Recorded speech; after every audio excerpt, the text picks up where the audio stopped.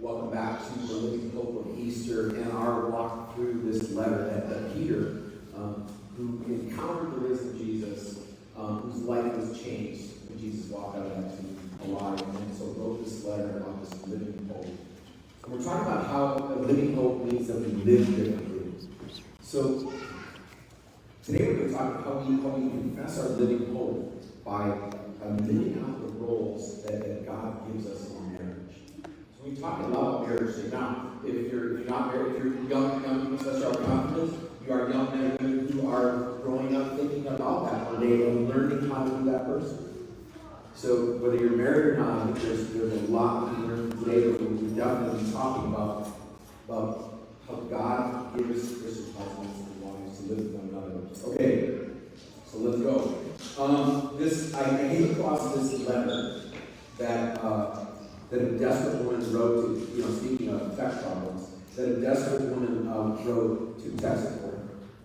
So a desperate woman wrote, "Dear tech support, last year I upgraded from boyfriend 5.0 to husband 1.0.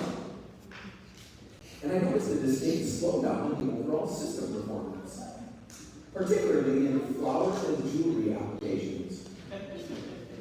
In addition, husband 1.0 uninstalled many other valuable programs, such as Romance 9.5 and Personal Attention 6.1. And then installed undesirable programs such as Newspaper 5.0, TV News 3.0, and Football Game 4.1. Conversation 8.0 no longer runs. Please note that I have tried running nagging 5.3 to fix these problems, but to no avail. What can I do? Signed, desperate woman." Here's the reply. "Dear desperate woman, first keep in mind, boyfriend 5.0 is an entertainment package, while husband 1.0 is an older, more reliable operating system. Please enter command I-thought-you-loved-me.html and try to download Heirs 6.2. And don't forget to install the Guilt 3.0 update. If those applications were designed, husband 1.0 should then automatically run the applications Jewelry 2.0 and Flowers 3.5.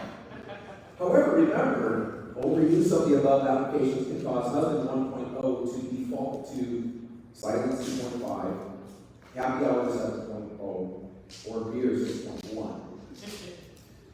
Whatever you do not under any circumstances install Mother-in-law 1.1.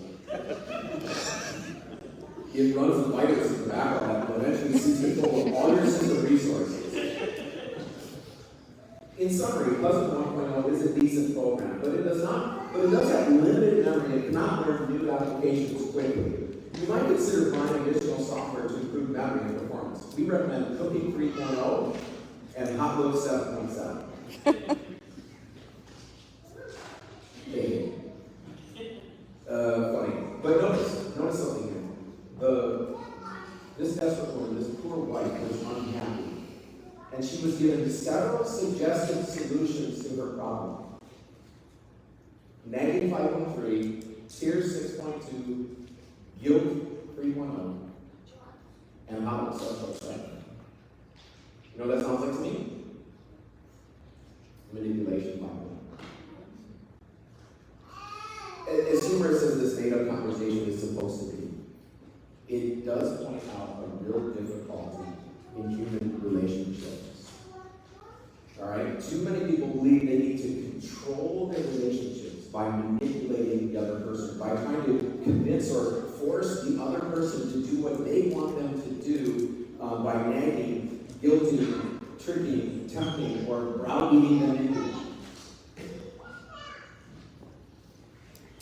After 19 years of marriage, a Christian woman's marriage and family was torn apart by her divorce.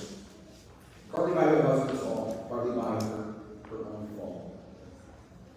But as she looked back on it, reflected on it, she confessed her own failures. And she wrote, "I know a lot. I looked out for number one and tried to protect me. I was cruel and self-serving and critical of my words, probably failing. I didn't serve my husband enough. I didn't build him up enough. I didn't respect him. I argued that once he deserved respect, I began to respect him. Well, her husband could probably have listed just as many of his own failings. But here's the point. There are too many marriages where each partner tries to manipulate the other. The wife or the husband or both can get in the habit of trying to control the relationship. And Peter's saying in the letter, don't do that. Don't do that. You are servants of God. You are followers of Jesus. You have been given the living hope of Easter. And so God is asking you to live different. Be different. Live differently like Jesus did.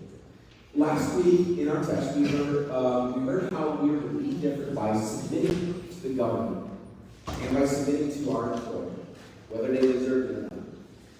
This week, we're going to be asking the same thing in our marriages, beginning with wives. Our text is in 1 Peter chapter 3. Wives, in the same way, submit yourselves to your own husbands, so that if any of them do not believe the word, they may be won over without words by the behavior of their wives, when they see the purity and reverence of your wives. Your beauty should not come from outward adornments such as elaborate hairstyles and wearing the gold jewelry and fine clothes. Rather, it should be that of your inner self, the unfading beauty, the gentle and quiet spirit, which is a great work in God's sight. For this is the way the holy women of the past, who put their hope in God, used to adorn themselves. They submitted themselves to their own husbands, like Sarah, who obeyed Abraham and called her Lord. You are her daughters if you do what is right and do not degrade to fear. Our sinful nature does not like the word submit. And it doesn't want to yield to the authority of our husband any more than it wants to yield to the authority of the government or employers, all of which so often we don't deserve. But just as being disrespectful to government and disrespectful to the people we work for, as Christians, isn't going to show the world very well who Jesus is and what Jesus is like. So also wives not allowing their husbands to function as head isn't going to show the world who Christ really is and how he really loves us. And so, respectful Christian citizens who are engaged in community, faithful Christian workers who work well and hard, they make Christ look good. When people see their faith being lived out in society and in the job. And so do respectful, submissive Christian lives. So that word submit, what does it mean? It means to put the interest of someone else before you. No one can force you. We have a bad connotation of word like something you force and something. Submission can't be forced. Submitting is something you don't believe because your parents want to do. You're putting it into something for you. You're yielding to them. They're not more valuable than you or more important than you. It has nothing to do with them. It's just because you love Jesus who submitted to you, you're going to show other people what God looks at by putting the interests of someone before yourself. So I want to make this clear from the beginning. Men and women are equal in God's sight. Men are not superior. This is not saying men are superior. Men are not superior to women in God's world. They do not have either word, or significance, or intelligence, or gifts, or value. Men and women are equal in God's sight. Equally gifted, equally loved. They do, however, have different roles. God made them differently. And God gave us different roles in this play that we are to play out for the world. Men have a different play that we are showing the world who God is and what He's like. Men have a different God-given function within marriage. And in the marriage, in that play, He is to be the head. The marriage is an object lesson played into the world. In this play, the function, the role that God gives to husband is to be the head. In other words, like Christ is the head of the church. So, not bossing around making orders, but giving Himself up, giving everything, sacrificing. The husband is the wife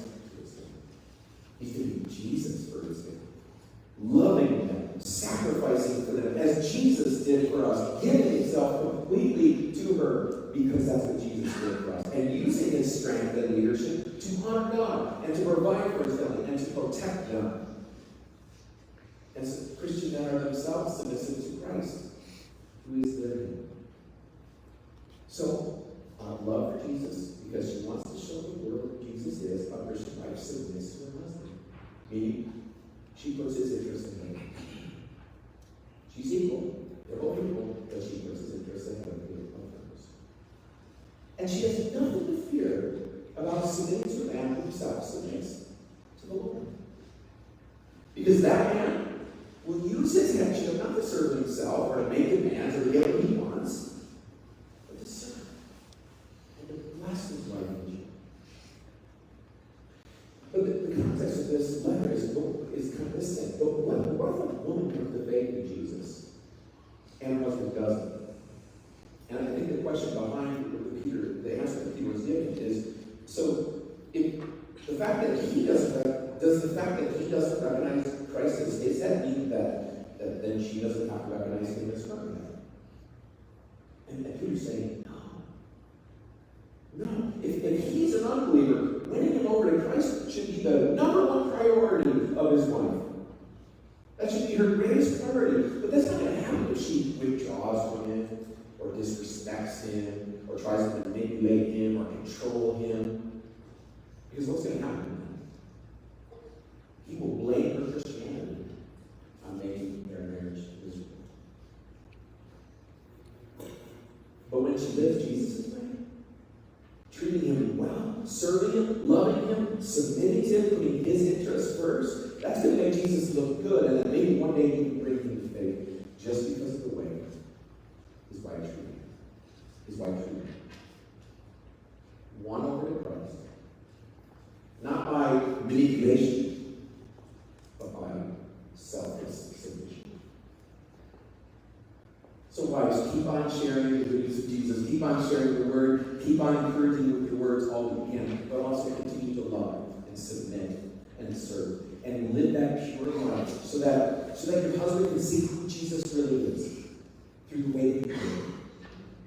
Rebelling, retaliating, reacting, and manipulating is going to happen. And surprise, neither is outwardly adorning yourself to make yourself physically beautiful. Now, our culture thinks it is.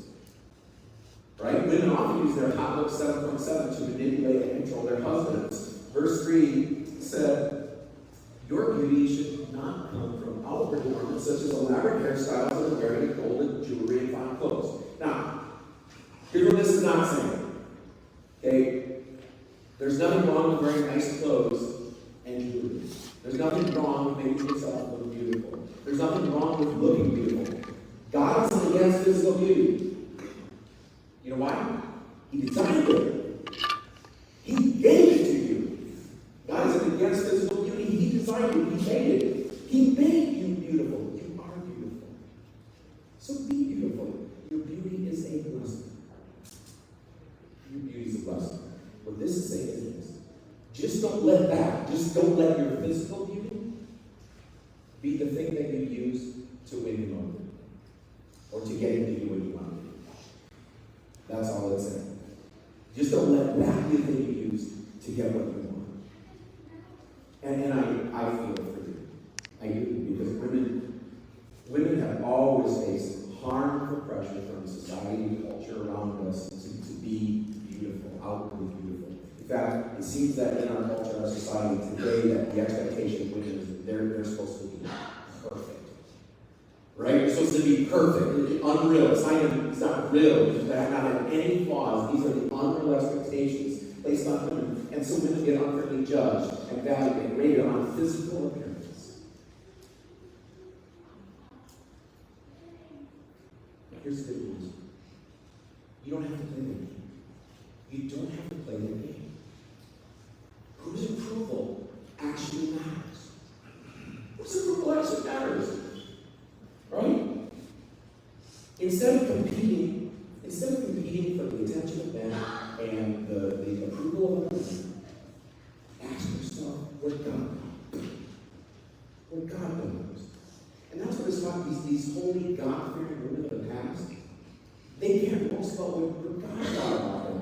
And because of that, they didn't allow their feelings of insecurity over their physical appearance, because they had those too. But because they thought about what God cared about first, they didn't allow those feelings of insecurity over their physical appearance make them miserable and drive into all kinds of hairstyles and clothes and makeup and jewelry in the hope that that would make them something. Because there's nothing wrong with being beautiful. There's nothing wrong with dressing up and being beautiful. But that is not what makes you somebody. Women, listen, young women, listen, that is not what makes you somebody. What makes you somebody? What God says about it. What God says about it. And that's not what makes you perfect or holy. What makes you holy? Open God. God makes us holy. True beauty comes from the inside. Verse 4 says, rather, it should be that of your inner self, the unfading beauty of a gentle and quiet spirit, which is of great worth in God's sight. True beauty comes from the new person. It comes from the new person inside you that Christ has made. It comes from a gentle, quiet spirit. So, not creating drama, but dealing with the drama of others. So, whether your husband is Christian or not, whether he's romantic or not, win him over to Christ by acting like Christ. By submitting and serving, by putting his interests first, not by manipulating your words or your actions or your emotions. This can be challenging if you've been in the habit of kind of justifying your behavior toward your husband based on his behavior toward you, which is so easy for us to get into. But spouses, and I'm talking to husbands and wives here, your behavior toward your spouse is not justified by their behavior toward you. You don't wait to see how they behave toward you and then determine, well, that's how you behave back toward you. Your behavior toward your spouse is based on Jesus' behavior toward you. And what he gives to us, we get to give to our spouse. And wait to see what that does to your marriage. So you love and you serve regardless. You love and serve regardless, whether they deserve it or not. Because you don't do that for us. That's what Jesus did for us. The women are sitting there going, hey, it seems like the men are getting off pretty easily here. Don't worry. Don't worry. God has something just as challenging to say to husbands. And that's in the next verse. Husbands, in the same way, be considerate as you live with your wives, and treat them with respect, as a weaker brother, and as heirs with you, and with gracious with the Lord, so that nothing will hinder your prayers. In the same way, well, in the same way as what? In the same way as Jesus. In the same way as Jesus. Husbands, you're to be Jesus to your wives. You remember what he did? He went all the way. He gave everything. He sacrificed everything. He did everything. And we are to love our wives in the same way that Jesus loved us. You are to respond to your wife in the same way that Jesus responded to people who were crucifying him. So, not sinning against her, not fighting against her, not retaliating when she irritates you, not threatening her or trying to force anything, but like Jesus loved us. You treated her with love, with mercy, with grace. You put her interest before your own. And it's in the same way servants submit to their master. You submit to your wife. You put her interests ahead of yours. You treat her more valuable than yourself, like Jesus treated you. And God asks the husband to be the head of the wife as Christ is the head of the church. So in this play that we're acting out for the world to see, that we're living out for the world to see, we are to be imitating Jesus and loving her the way Jesus loved us. And that isn't some boss making a bunch of rules. That's getting down and washing feet. It's serving. It's giving everything. It's giving our life selflessly. And so, By doing that, we show the world how Jesus loves people. Couple ways, main ways that husbands fail. Number one, here's how we fail. When you use your headship authority selfishly to control, to abuse, to dominate, to manipulate. And the second thing you do is see your greater physical strength as making you superior. Not respecting your wives who may be, it's not always the case, but who may be physically weaker than you. This is what's going to happen with the ways of women. See, and so here's the thing, your strength is important to you, because just as our culture grades women on the basis of their beauty, our culture grades men on the basis of their strength. So here's what the Bible teaches us. True strength is shown in love. Love. God wants his men to think about the way they treat his women. So it says, be considerate. In other words, pay attention to your wife. You care, you're thoughtful, you love her. You know when something's bothering her. And you don't just try to fix her problem, but you have to listen to her to find out and see what actually is troubling her. And you're gentle with her. Even if you're big or strong, you're gentle with her as you would be with someone who's smaller, with someone who's weaker. Using physical strength to control your wives is living according to first and not you. You know what I'm talking about? When God created men and women perfectly, well, they sinned. They went their own way, and they broke, everything got ruined, and life with God got messed up. And God came to them and kind of showed, here's the picture now that they brought of themselves. And when he was talking to the man and woman, he said to the wife, to the woman, that you will now, your desire will be your husband, but he will try to rule over you. This is the curse. So using physical strength to control your wives is living according to the curse, not according to creation, not according to the way God designed us. So men, don't you dare intimidate her with your size and strength. Or use it to your way. Protect her. Use your strength to guard her, to serve her, to protect her. Not to threaten her, make her feel uncomfortable. Not to control her, but to protect her. And don't even be tempted to view her as less important than you or less valuable. Honor her. God takes this seriously because our wives are his daughters. God takes this so seriously that he will refuse the prayers of any man who deals dishonorably with his wife. Men who bully over their wives are not going to like the way things turn out in their lives. God is telling husbands, if you will not show her honor, if you will not show your wife honor, I will not show you honor. If you are rough with your wife, don't expect to get anything from me. Because I will be listening to you, and I will be blessed. You're going to be on your own, and you're not going to get caught asking for you. If you are unwilling to live with your wife in a considerate way, I will not be living with you in a considerate way. If you won't hear her petitions, I will not hear yours. I will receive you in the same way that you receive my daughter. Convict anyone? Husbands, how are we doing? How we treat God's daughters? Are we being considerate? Are we honoring her? Are we viewing her as our equal?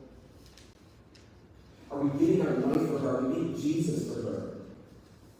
Are we putting her interests before our own? Or are we condescending, abusive, negligent, heartless, thoughtless, careless?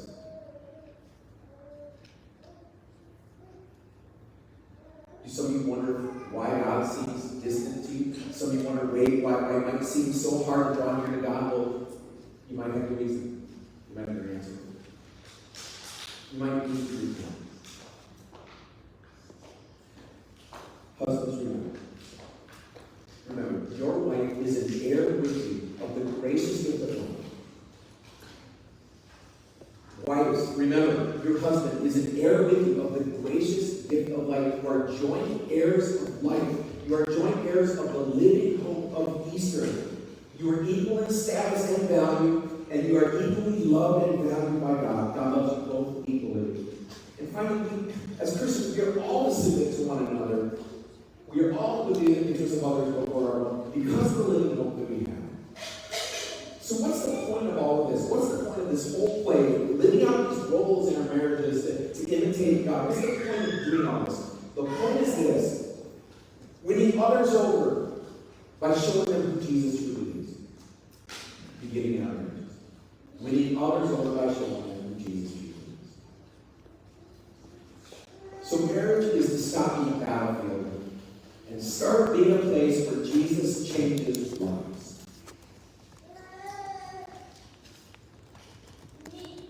One morning at a train station, there was a police officer who noticed a woman driver leaning over her steering wheel in obvious discomfort. And so he walked over to the car and knocked on the window and just asked, "Is everything all right? Is everything okay?"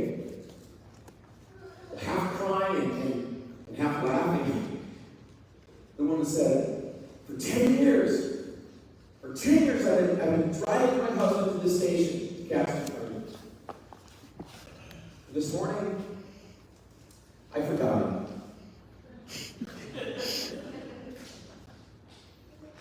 She got where she needed to go, but she forgot her husband. She left him behind.